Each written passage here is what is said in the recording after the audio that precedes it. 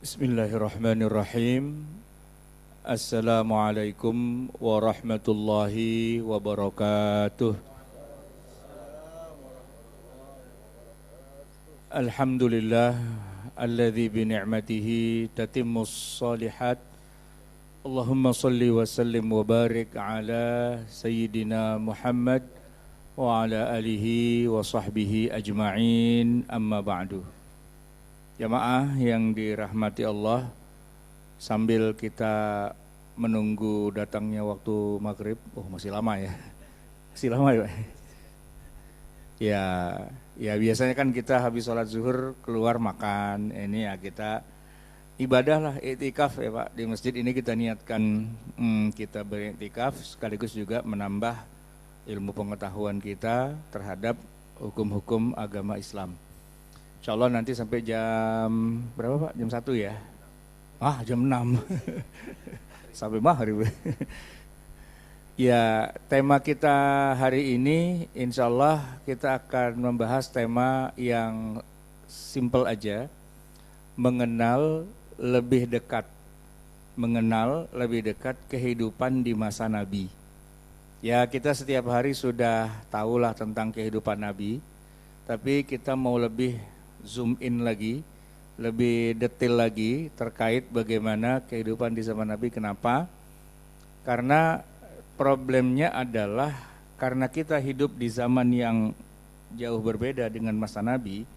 Di situ nanti muncul masalah-masalah bagaimana caranya kita ya menjadikan beliau suri toladan, karena konsepnya dari awal memang sudah beda. Jadi nanti mungkin ada banyak khilafiyah, ada banyak cara pandang yang berbeda terhadap Nabi. Objeknya sama, Nabi, cuman cara narik kesimpulannya itu yang bisa beda-beda. Jamaah sekalian, saya akan awali dulu dengan keseharian tentang masalah makanan dan minuman. Nabi kita, Nabi Muhammad SAW itu banyak diceritakan kalau berbuka puasa itu dengan kurma, ya Pak ya, dengan kurma. Dan kita kemudian akhirnya ya mencobalah menghidupkan sunnah Nabi kalau buka puasa pakai kurma ya. Tapi yang jadi pertanyaan gini Pak, kalau Nabi buka puasa pakai kurma, ada nggak yang tahu kalau sahur pakai apa? Buka kan kurma, kalau sahur pakai apa? Sahurnya kita nih buka puasa pakai kurma. Kalau sahur pakai kurma enggak Pak? Enggak kan? Nah pertanyaannya sekarang gini, kalau buka puasa pakai kurma ada contoh dari Nabi. Kalau sahur tuh ada contoh dari Nabi enggak? Enggak ada kan? Tapi ternyata setelah kita dalami lebih jauh, rupa-rupanya memang Nabi itu tinggalkan di Madinah. Dan Madinah tuh ya penghasil kurma memang sejak dulu. Jadi taipan-taipan kurma itu adanya di Madinah. Dan buat orang Madinah ternyata kurma itu bukan cemilan Pak.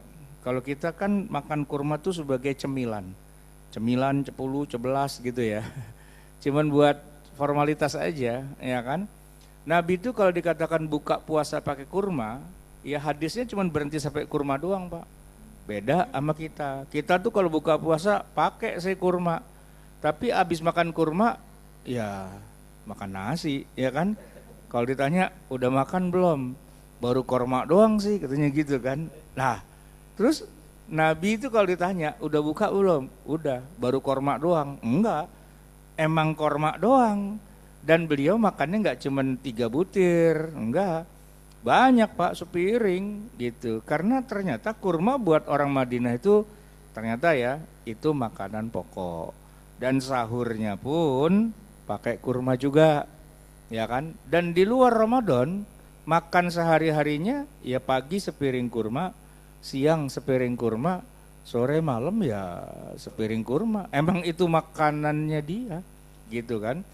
Nah di kita jatuhnya cuman kurma kalau pas berbuka, itu pun jatuhnya sunnah, yang wajib di kita gorengan, ya kan? Bukan kurma, gorengan di kita. Nah, yang menarik bukti lagi bahwa ketika Ramadan berakhir dan Nabi kita kan bayar zakat. Nah itu yang menarik Pak, bahwa Nabi pun ketika memberikan zakat fitrahnya itu, ya zakat yang kaitannya dengan makanan, maka yang beliau bagikan itu juga kurma. Nah di sini Pak kita mulai agak bentrok nih dengan Nabi. Ya, kita nih Pak orang Indonesia kalau bayar zakatul fitr kan pakai beras, ya 3,5 liter atau 2,5 kilo. Nanti mungkin ada yang mengkonversi kalau di kota-kota itu kemudian pakai duit aja dah gitu ya. Jamaah sekalian, Nabi itu belum pernah loh bayar zakat pakai beras, apalagi pakai duit. Enggak pernah. Nabi itu bayar zakatnya pakai kurma. Farada Rasulullah sallallahu alaihi wasallam sadaqatul fitri sa'an min tamrin, 1 sa' kurma. Ini Pak, kalaupun hadis ini kita amalkan, diprotes Pak, khususnya oleh panitia zakat fitrah. Ya kan kita bawa nih sekantong korma gitu kan, apaan nih Pak? Zakat. Zakat apaan? Ya zakat fitrah. Begitu dibuka, nah kok korma? Nah gitu kan, dia beras aja merengut, apalagi korma Pak, ya, maunya duit aja gitu kan, beras aja dia merengut gitu. Nah ini korma. Iya, Nabi kan kalau bayar zakat pakai korma. Nah yang jaga stand zakat kagak ngerti, Pak, Bapak kalau mau nyumbang korma kemarin pas lagi buka puasa, kita butuh tuh. Nah ini udah mau lebaran, siapa yang mau makan korma gitu. Karena orang kita emang nggak makan kurma Pak, sebagai makanan pokok ya kan. Bisa kita makan kurma sepiring bisa. Tapi kalau ditanya udah makan apa belum, ya belum. Masalahnya gitu. Lagian jontor juga tuh bibir makan kurma mulu Pak, ya kan. Nah ini beda budaya, ya beda budaya. Nah para ulama tuh menangkapnya dengan jeli, dengan cermat. Walaupun Nabi bukanya pakai kurma, ya kan, dan makanan sehari-harinya kurma, tapi ketika bayar zakat jatuhnya bukan kurma, jatuhnya beras. Kenapa? Karena mereka memahami dengan mendalam bahwa kurma buat Nabi itu bukan berbukalah dengan yang manis, bukan.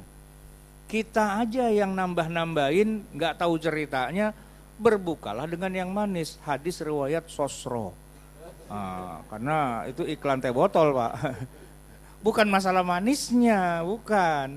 Ya berbukalah dengan apa yang ada. Ya kalau kita adanya nasi ya nasi gitu, apa adanya aja, nggak usah mengada-adakan yang tidak ada. Tapi memang begitu Pak, kelakuan orang kita, ya kan? Ramadan itu justru mencari-cari yang tidak ada, ya kan?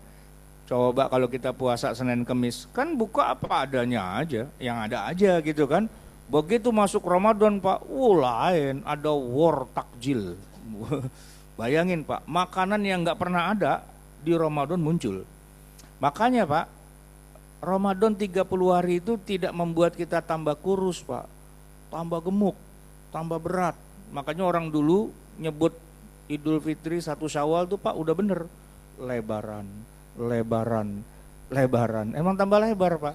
Soalnya kita makan tetap dikira makannya berkurang, enggak. Sehari tetap makan 3 kali Pak. Makan pagi memang kan puasa ya, geser jadi sahur.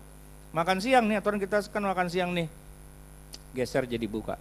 Nah makan sore makan malam tetap. Ntar habis tarawih masih ada 1 partai lagi tuh Pak, ya kan. Belum yang tadi cemilan-cemilannya. Nah di kita nih Pak, keluar tuh sesuatu yang di luar Ramadan nggak ada, muncul. Ada biji salak, ya kan, ada kolak, ya kan, ada bubur sumsum, macam-macam. Nih Pak, jam segini jam yang tepat nih kalau Bapak mau ke Ben Hill. Itu war takjil tuh Pak, ya kan. Apaan aja ada di situ. Coba habis lebaran, sepi Pak, udah nggak ada lagi gitu kan. Hanya Ramadan aja. Jadi Ramadan tuh bukan bulan puasa kalau buat kita, bulan peningkatan gizi, ya kan, bulan kuliner, ya kan. Nah, kalau di masa Nabi enggak, ya Nabi buka puasa yaitu sahurnya yaitu udah gitu-gitu aja, ya kan. Jadi kalau kita lihat perbandingannya memang Ramadan kita itu buat kita ya, Ramadan itu high cost, ya mahal Ramadan kita ini. Bayangin Pak, 2 bulan sebelum Ramadan, ya para ustadz tuh kalau baca doa udah bacaannya udah khas tuh Pak, ya gimana? Barik lana fi rajaba wa sya'bana wa ballighna ramadan. Itu baru bulan Rajab Pak. Bulan Rajab baru tanggal 1. Doanya udah wa ballighna ramadan. Ramadan yang prematur Pak, belum waktunya udah Ramadan gitu kan. Apalagi yang namanya televisi. Ramadan masih jauh Pak, masih sebulan. Iklan sirup marjan udah nongol Pak, ya kan? Ya apa hubungannya antara Ramadan dengan sirup marjan? Kan gak ada hubungannya. Sama sarung gajah duduk, ya kan nama itu. Tapi buat kita ya itulah euforia. Termasuk orang kita nih Pak, khas sebelum Ramadan tuh udah terbiasa maaf-maafan. Ya kan? Boleh nggak Pak maaf-maafan sebelum Ramadan? Ya boleh-boleh aja, namanya orang salah. Tapi kan pertanyaan gini, kalau emang salah beneran, minta maaf wajar Pak. Lah ini salah kagak, ya kan? Bahkan kenal juga kagak Pak, kagak kenal. Langsung maaf lahir batin gitu. Lah emang lu salah apa? Enggak, saya nggak punya salah. Lah kenapa minta maaf? Ya tahu dah pokoknya begitu aja Pak. Emang begitu Pak kelakuan kita, ya kan? Lebaran dah cobain Pak lebaran. Orang pada minta maaf tuh, ya kan? Saya Pak, berapa tahun yang lalu khutbah Idul Fitri di lapangan. Orangnya tuh ada kali 5.000 Pak, saking banyaknya itu. Saking banyaknya. Begitu udah selesai mau pulang, kata panitia, mohon maaf Pak Ustadz, nih jamaah pada pengen maaf-maafan sama Pak Ustadz gitu. Ya Allah, 5.000 maaf-maafan gitu Pak. Saya naik lagi ke atas mimbar, saya bilang jamaah sekalian, Anda saya nggak ada yang kenal, tapi saya udah maafin semua gitu Pak. Kita tuh Pak menghidup-hidupkan sesuatu yang di zaman Nabi nggak ada, tapi emang itu ciri Ramadan kita begitu Pak, ya kan? Tetangga saya orang Jawa, Lebaran tahun kemarin dia pulang kampung H-3, balik ke Jakarta H+7, dia bawa saudaranya. Ya kan hari Lebaran dia di kampung, begitu dia ke Jakarta langsung ke rumah saya. Ya itu tadi mau Lebaran minta maaf, ya kan? Mau maafin saya Pak Ustadz kalau saya ada salah-salah gitu kan? Ya saya namanya tetangga basa-basi ya, saya bilang iya mungkin saya juga punya banyak salah, namanya kita tetangga ada aja kali yang bergesekan gitu ya. Nah itu nggak apa-apa sih, saudaranya nih Pak, dia kan datang dari Jawa bawa saudara. Nah saudaranya diajak ke rumah saya juga, masa saudara bilang gini, saya juga minta maaf Pak Ustadz gitu loh. Lah saya bilang ente siapa gitu kan, saya saudaranya. Lah ente punya salah apa, ente bikin salah apa sama saya gitu. Enggak Pak Ustadz, saya nggak bikin salah. Nah lu kenapa minta maaf? Tuh dia saya juga bingung Pak Ustadz, lah kan. Nah itulah maka namanya istilahnya maaf-maafan, ya kan. Bukan maaf betulan Pak, kagak kenal, nggak bikin salah, maafan gitu. Nggak ada Pak, di zaman Nabi orang maaf-maafan nggak ada, ya kan. Termasuk menjelang Ramadan tuh Pak, kita punya budaya ziarah kubur. Ziarah kubur Pak, ya kan. Ya ziarah kubur mah boleh-boleh aja dalam syariat Islam. Biar nambah ya istilahnya masa depan ntar kita jadi punya hati yang siap lah gitu kan. Atau ya namanya orang tua kita doain kan boleh-boleh aja. Tapi apa harus kalau menjelang Ramadan harus rame-rame ke kuburan? Ya kan enggak juga, ya kan enggak juga. Tapi kalau ke kuburan boleh enggak? Ya boleh-boleh aja gitu kan. Cuman karena semuanya kompak menjelang Ramadan Pak, jadi macet kuburan itu, penuh Pak. Nggak bisa lewat, karet bifak tuh saya lewat situ susah. Lewat Menteng Pulau apalagi, ribet. Ke Bintaro saya lewat, apa itu namanya, Tanah Kusir. Macet lagi. Ini orang kenapa sih pada kompak banget gitu kan. Ya maksud saya dibagi lah, ada yang pagi, ada yang siang, sore, malam Pak gitu ya kan. Jam 1:30 malam tuh enak tuh Pak, sepi Pak ya kan. Sekalian uji nyali, kalau udah gak kuat angkat tangan gitu kan, cakep gitu ya kan. Lagian banyak juga orang ke kuburan tuh Pak cuman gayanya doang, baju hitam ya kan, kacamata hitam, apa hitam gitu kan. Sampai di kuburan dia gak bisa baca doa juga Pak, dicelingukan aja gitu kan. Yang di Menteng Pulau tuh Pak, banyak tuh yang kayak gitu. Saya taunya gara-gara teman saya kan rumahnya di situ. Itu Pak panen raya dia kalau menjelang Ramadan, gara-gara banyak orang ke kuburan gak bisa doa. Nah dia deketin, Pak mau dibantu doa, boleh katanya. Jadi gini Pak, ini karena banyak yang ngantri, kalau yang panjangan cepet, kalau yang paket hemat gocap gitu. Bayar di awal katanya, bayar di awal. Ya udah tinggal amin-amin doang Pak gitu kan. Panen Pak, sehari dapat banyak tuh dia. Ada kali 500.000 itu kan, lumayan gitu. Karena saingannya juga cukup banyak kan. Sekarang banyak nih katanya yang begini katanya. Modalnya peci sama baju koko sama sorban sama payung Pak gitu. Itu pasukan payung. Ada juga orang yang bisa baca doa, cuman dia jarang-jarang ke kuburan. Ya baru tumben aja di kuburan, dicari-cari. Mana dia kuburan bapaknya dia? Ini kali gitu kan.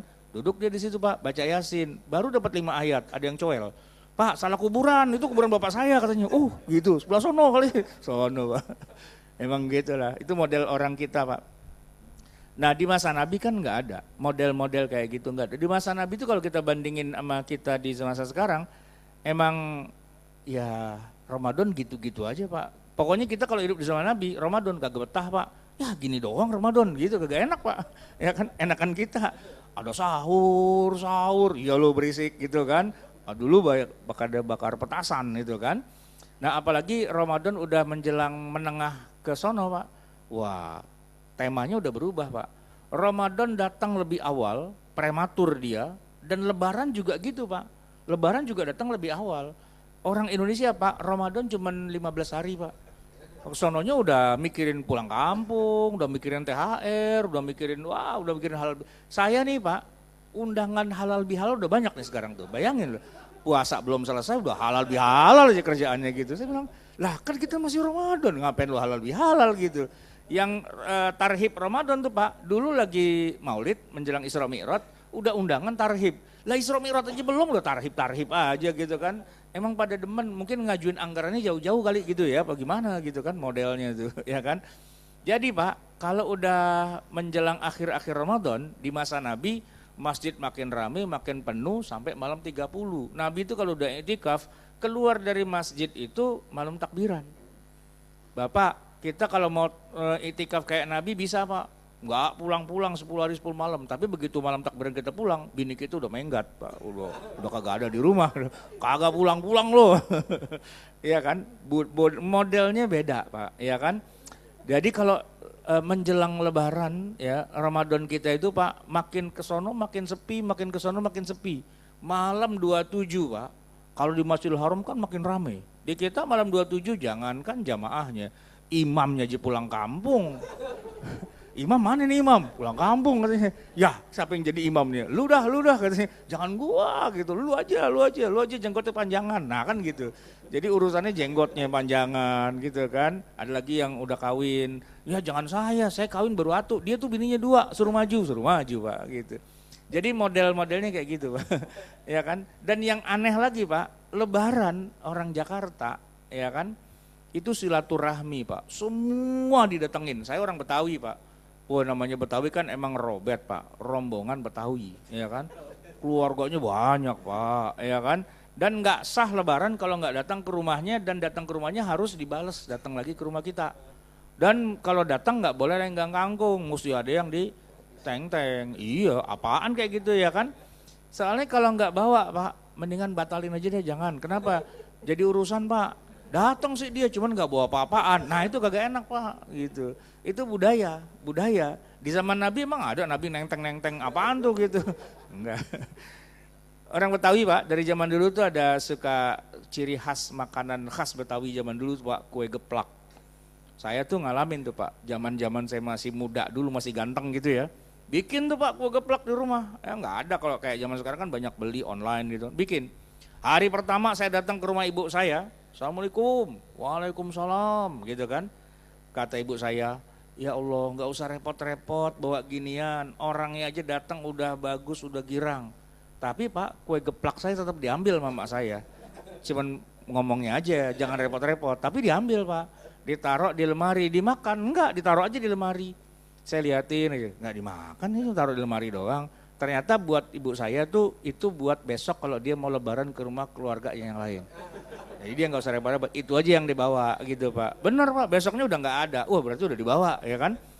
Ibu saya datang ke rumah saudaranya, ya kan. Assalamualaikum, waalaikumsalam gitu. Ya Allah jangan repot-repot dah napa gitu. Orangnya aja datang udah girang, tapi diambil juga. Diambil juga, dimakan. Enggak, taruh aja di lemari gitu kan.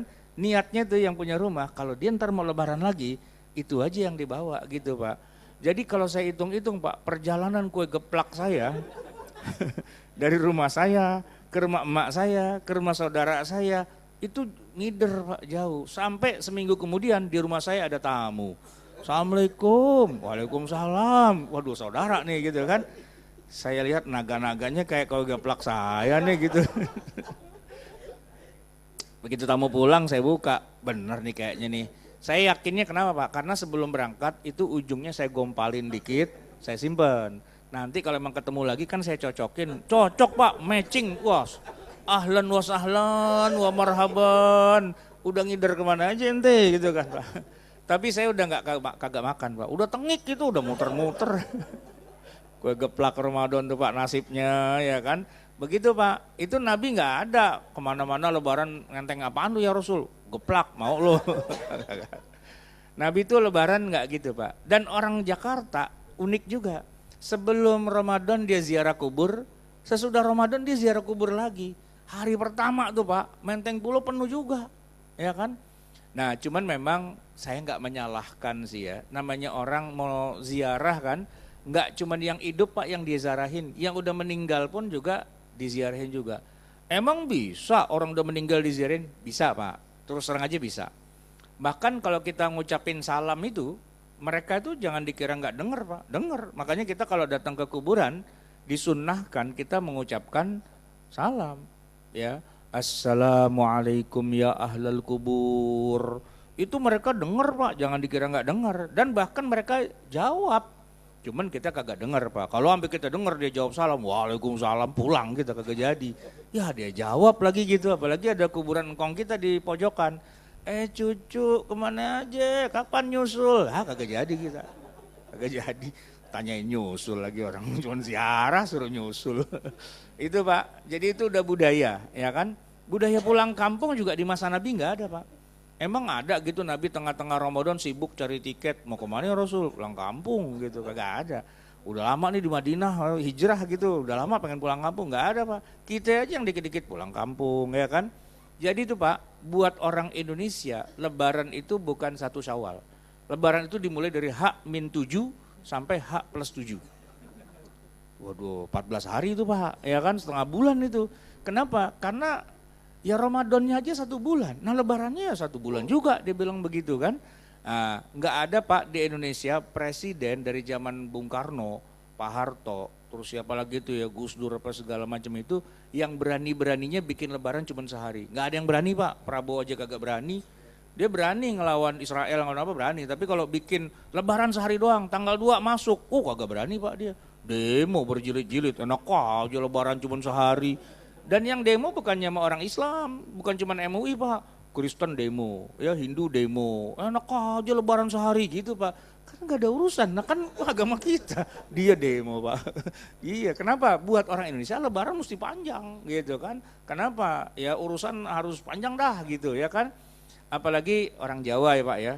Datang ke rumah orang tua tuh fardu ain Pak. Kita masih punya orang tua, lebaran kagak datang, kualat kita. Panjang urusan ya kan. Saya nih orang tua nggak ada Pak, bapak ibu udah nggak ada, tapi mertua ada. Kagak datang, pecat saya jadi mantu Pak. Mantu kurang ajar, lebaran nggak mau datang gitu kan. Dan kita kalau datang ke rumah orang tua, ya kan kalau orang Jawa Pak, sungkem, ya kan. Sungkem, kepareng matur, Bapak sedaya lepat lan kesalahan kula nyuwun agunging pangapunten tok tok tok tok tok tok tok. Nah kan gitu. Iya kan? Iya emang udah begitu aturannya, cium dengkul itu Pak, ya kan. Nah, apakah Nabi melakukan kayak gitu Pak? Enggak. Nabi tuh bapak ibu udah nggak ada, emang dari kecil udah yatim piatu ya. Tapi kalau yang namanya mertua, Nabi punya Pak. Abu Bakar tuh mertua, Umar tuh mertua loh. Emang ada gitu Nabi hari raya datang ke rumah Abu Bakar, Assalamualaikum, Waalaikumsalam. Rasulullah mau ngapain? Enggak mau sungkem, kagak Pak. Nggak pernah sungkem Nabi itu, nggak pernah. Emang budayanya beda ya kan, itu emang beda budaya mau bilang apa ya kan. Sama Pak, Nabi itu kemana-mana digambarkan tuh bawa tongkat. Di usia-usia senja beliau, khas orang Arab tuh Pak, kemana-mana bawa tongkat. Jadi Nabi tuh ke pasar gitu bawa tongkat, Nabi ke kebun kurma bawa tongkat, perang bawa tongkat, ke masjid ya pasti bawa.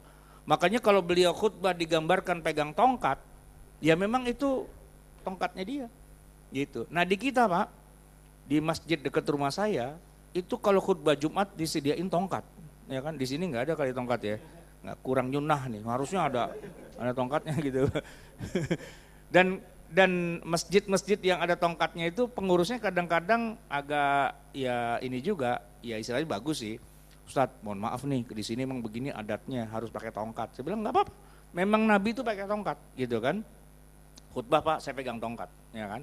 Cuman begitu, kan khutbah 2 kali tuh, duduk dulu, baru berdiri lagi. Nah pas berdiri lagi tuh saya lupa Kak pegang tongkat gitu kan. Dicowel dari belakang, Ustaz apaan? Tongkat, oh iya tongkat, pegang Pak. Ya sesuai dengan hadis Nabi Pak, cuman begini, Jumatan selesai, sholat selesai, pas saya pulang, nah tongkat kan saya bawa pulang, diomelin Pak, diomelin sama pengurus gitu. Iya, kata pengurus, Pak Ustadz, amplop bawa pulang nggak apa-apa, tongkat balikin, udah hilang 3 nih katanya gitu kan. Loh, saya bilang nggak gitu, Nabi tuh ketika khutbah dan pulang, tongkatnya dibawa pulang. Orang tongkat dia gitu kan, kalaupun Nabi kelupaan, ya tongkat mana ya? Oh balik lagi dia ngambil kan itu. Saya mau bawa pulang tongkat kagak boleh, ini sunnah tapi bid'ah nih saya bilang gitu kan. Ada tongkat tapi nggak boleh bawa pulang. Nah itu budaya Pak, ya kan. Termasuk Nabi kalau minum tuh minum susu, ya kan. Pak, perut kita perut Melayu, suruh minum susu. Ya ke belakang mulu kita. Iya Pak, Nabi tuh kalau minum susu, kambing diperes susunya, ditaruh di ember, ya kan. Diminum mentah-mentah begitu. Ada nggak Pak kita yang minum susu mentah? Kagak ada ya. Apalagi cara minumnya. Nah ini yang kadang-kadang kita agak susah nih, mau jadi pengikut Nabi yang satu ini agak susah. Satu ember diminumnya rame-rame Pak, glok, astagfirullah gitu kan, kasih ke yang sampingnya, tafadhol gitu kan, sampingnya langsung glok, selesai, tafadhol, muter Pak gitu. Nah kalau kita ada di situ bersama Rasulullah, tafadhol, syukron, nah kan gitu. Syukron Pak, ngapain lu banyak mulut di situ kan kita ogah gitu Pak. Dan kalaupun kita minum juga, kerebekan perut kita, kagak asian Pak, perut kita ini bukan perut Arab, ya kan. Makanya Nabi Pak digambarkan itu hidupnya di masa itu, kan dekat sekali dengan alam ya, dengan kambing, itu dekat Pak. Jadi dikit-dikit nyembelih kambing itu wajar, kurban kambing, akikoh kambing, ya kan, apa gitu nyembelih kambing gitu kan. Dan kalau mereka dibilang makan kambing Pak, memang kambing beneran dimakan, maksudnya kambing doang. Kita kan akikoh nih Pak, kambing satu, yang makan kan sekampung. Karena yang kita makan nasi gitu, kambingnya mah cuma seuprit doang, kadang-kadang dapat kuahnya doang, kalau datang telat kan tinggal kuahnya doang gitu, ya kan, kambingnya mana nih gitu kan. Kalau zaman Nabi enggak Pak, 1 ekor kambing itu ya dimakan kambingnya doang.